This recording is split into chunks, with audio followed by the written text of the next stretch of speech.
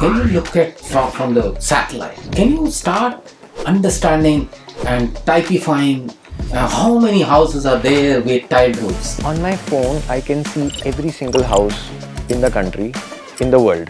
In a blink, you can say कि कौन सा घर बचेगा, which house will stay, which house will go in the next cyclone. AI can help us focus on individual families. 35 degrees Celsius onwards, the productivity of labor falls to half. What has happened is, in recent years, our capability has gone sky high. If I were to make such flexible and adaptive programs, that's the next round of challenge. Because if you have the wherewithal, then it's about connecting with people, it's talking to people, making that uptake happen.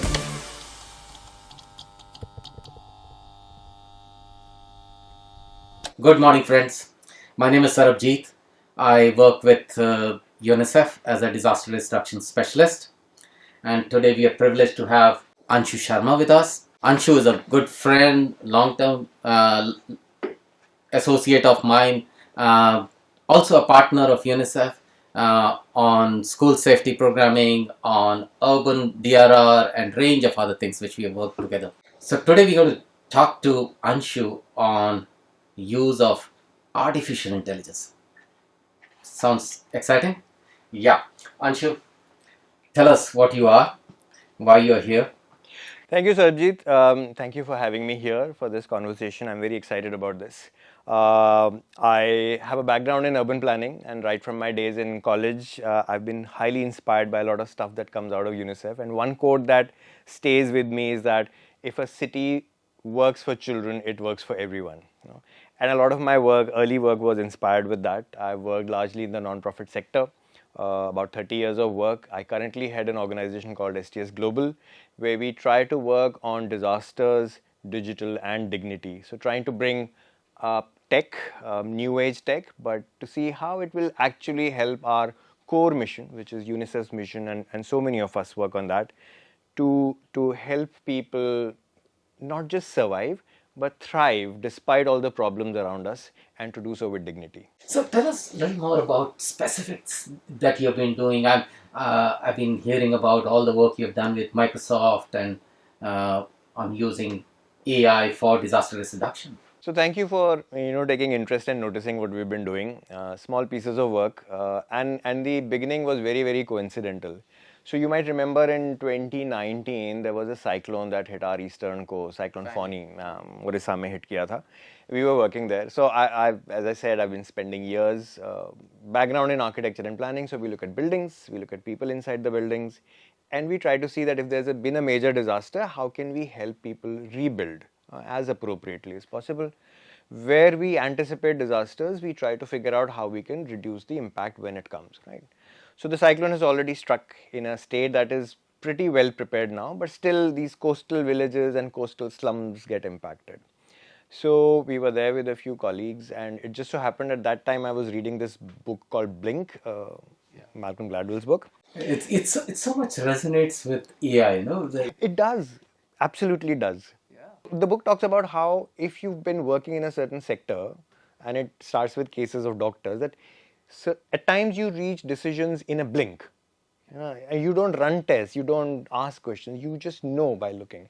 So I was standing there in front of this coastal slum, and there's a colleague who's asking कि ये preparedness कैसे करें and stuff. And he said, it is so frustrating. For years we've been coming back after every flood, every storm, but actually standing here, in a blink you can say कि कौन सा घर बचेगा, which house will stay, which house will go in the next cyclone, which roofs will fly away, which will be strong enough to hold on. But not only that, looking at the size and scale of the house, you can even say if it's less than 15 square meters, there's no toilet inside, for example, right? You can make out from the houses, we all can, whether the people inside would have savings or not, would they have insurance or not. So not just about the building's physical stability, which you and I as architects are trained to do, but even about the people, even about what will happen to them, you could make out. And not every house in the slum was unsafe. What did you do about it? Okay, actually nothing. We spoke about it and we came back. We were trying to raise donations to be able to help there. And then a few weeks later, from this colleague in Microsoft who was there at that time, I got a call to say that, we've come out with a global challenge on AI for humanitarian action. you had an idea, why don't you apply for it? And that's it just happened like that. So it was not something planned. But then where we went from there was that we tried to so AI and ML is used often together. What is ML? ML is machine learning, Machine right? So your computer is the machine. You're trying to make it learn, right? So how do you make it learn? You give it a lot of experience. You've seen 30 years of disasters, millions of houses. If you had data, which in that terminology is called labeled data, that this house survived, this house fell, I have the pictures. You feed that and the system learns really fast. It's learning, so it's called machine learning, right? But the problem is that while we have seen so many disasters, we've done so much work, we've never recorded it at that granularity. So we don't have labeled data. And the first question that came is, where is your labeled data? Okay. So that's where we switch gears and we talk about artificial intelligence, which is basically in a blink what you thought in your mind. Now, how do you tell the rules? So you're not giving a lot of data with labels, but you're telling the rules. How did I reach the conclusion, right? So what we said was the data available to us is satellite imagery. And the starting point again was, and Sarbjit, you and I have done that. I'm sure everyone, all our listeners would have done that. When this Google Maps became common earlier, we went in on our phones, we turned on the satellite view, and we looked at our own homes, right? And I'm sure everyone would have. I was really surprised when the first time I saw my own house, because it was way more clearly visible than I had imagined. I could see the little shaft, I could see my overhead water tank, I could see a tree in front, I could see the car in front, and I was trying to figure out, ye kab ki hogi, is this my car or somebody else? Right? You see a lot of data. So what you can see is also the color and the material of the rooftops. You can make out a thatch roof, terracotta tiled roof, a tin sheet roof. When you look at these from the satellite, can you start uh, understanding and typifying how many houses are there with tiled roofs? Actually, maybe we can open your phone and we can do it on your phone, right? So this slum, I'm talking about Puri. There's a coastal fishing slum. We could identify 13 different roof types in one single small slum in the city, right? And then And then, so before then, the first shock was that on my phone, I can see every single house in the country, in the world. I can see 2 billion houses on my phone, on your phone, right?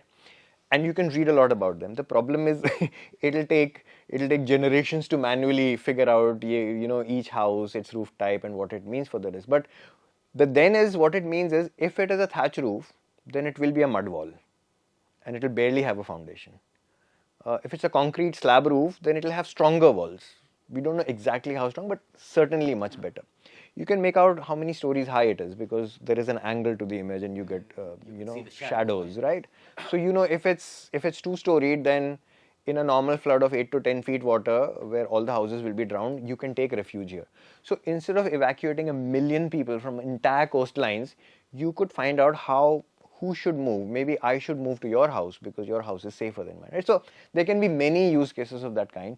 Basically what we were doing is, now we started saying that instead of this community which is unsafe, this family is very unsafe, but this family is better off. That's a wonderful thought, that AI can help us focus on individual families. And till now we've been talking about communities and slums. I have a huge problem with this term community. It implies that everyone is the same, and it's never the case. There are communities within communities, there are marginalized families within communities. So this helps us. We often say that it's making invisible people visible. That most marginal little thatched roof, which is outside, which is not on a revenue map also, but you can see it here. And you can see what was there 2 days ago. So AI can help us achieve that vision which we always had, that we could make differentiated programs for different people. It's the first time in our history that we have the capability. This year we have the capability to make differentiated programs very quickly. But that gives me a little challenge as well, that where I work, we make very fixed programs. How do I adapt my program? I mean, I'm not going to ask you for the question, but that really scares me. Yeah. In a sense that if I were to make such flexible and adaptive programs, that's the next round of challenge. I would actually urge you to see this as an opportunity. And I think you've done the organization, whether it's yours or mine or governments, they've done great considering what capabilities we had. What has happened is in recent years our capability has gone like it's gone sky high. We couldn't have imagined this 5 years ago. The assessment we can do for 10,000 houses in 1 hour used to take a good 5-6 months earlier, right? And then there were problems, people would dispute it, you would go back and repeat it. Now the evidence is in front of you, and I get data like 3 days ago. You know what was happening on ground, you can see it today. So you now, if that differentiation capability appears right at the beginning of your pipeline, then right from there till policy you can trigger that change. I know policy will take longer, but the capability is there. So, have you been able to build any algorithms around what you saw there, and what practical action? So we've been piloting. It's not really at big scale. We've run this around 20 odd disasters in different parts of the country, cyclones, floods. But more recently, in the last 2 years, we've been doing this work with heat. And now, so you spoke of differentiation. Now, this differentiation based on how vulnerable an individual or a family is or a child is in a school. There's also differentiation based on what setting you are in, what kind of a risk you are facing, which may not always be visible. Earthquake is very visible. Heat is invisible. You don't even get to know what's happening. And we always talk about outdoor heat. You get the ambient temperature with the Met Department is reporting. But we've been tracking how there is a difference between outdoor and indoor heat. So when you read about Delhi, there's 39 degrees Celsius outside. In a slum in South Delhi or East Delhi, which has a tin roof and shack kind of walls, the temperature goes up to 45 degrees Celsius inside. And that has impact. That has impact. I mean, I think the latest GAR report of UNDRR is also talking about heat. So many reports have talked about. They say at 35 degrees Celsius onwards, the productivity of labor falls to half, right? Now imagine children, your domain, children in schools, in a classroom in the month of April, March and April, trying to study at 40 degrees Celsius. Wow. What learning capability would you expect from them? So true. Right. So now we are also able to differentiate between risks. And by the way, the government of India has this year notified in 2023 notified heat as a disaster, heat and cold waves. They were not visible to us earlier. And they're still invisible indoors, where it's who's indoors during the daytime? It's infants, little children, their mothers, sick people, old people. Disabled. And there's nowhere to go. You open your doors, you step out, and there are no shaded parks and trees in these settlements. So you have nowhere to escape. Now, what we are able to do is, so we take the Met warning. Next 3 days, there's a heat wave warning, right? We run the model and say, okay, the heat wave is the same for the city, but we know from data now that slums are about 6 degrees hotter than the rest of the city. Within slums, there are certain houses which are way hotter than anything else around you. And this is happening on top of the heat island that we talk about. The city is warmer than the countryside. The slum is hotter than the rest of the city. Certain houses are incruciably hot, right? So we are able to give warnings. And the warning can go to people. So there are volunteers who can go street to street and say, next 3 days are going to be bad. For certain people, they will be worse. COVID taught us that the same risk can have a different impact on different people. So we talk about that and we tell people, cool down, be careful. If you start sweating, do this, do that. There's certain do's and don'ts. But we also go and inform the health facilities in the area. Let's brace, let's go out and let's brace for what kind of cases may start appearing. Let's not take them lightly. Because a heat death is often not reported as a heat death. It may be reported as a cardiac arrest or something else, diarrhea, dysentery. So that's the kind of differentiation we can now do even in risk. We can see risk differently. Is it possible that we could get it to scale now? I mean, your organization doing is one thing, but how do we now take it to everyone? That's where we look to you and others. No, I think that's a great question. So, but I think it's a happy challenge, because if you have the wherewithal, then it's about connecting with people, it's talking to people, making that uptake happen.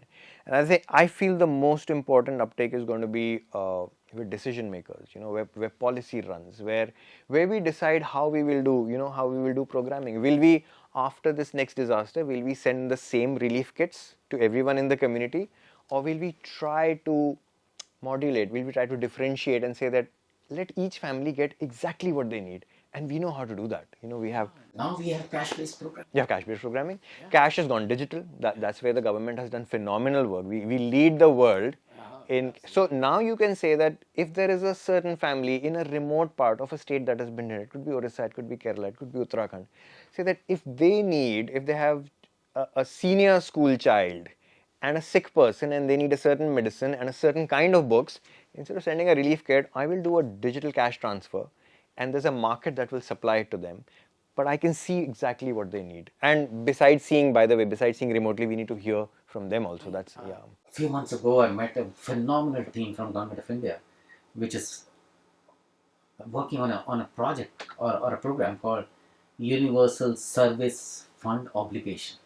I mean, weird name, but they have millions of dollars at their disposal, uh, basically to do one thing: take internet to the last mile. Yeah.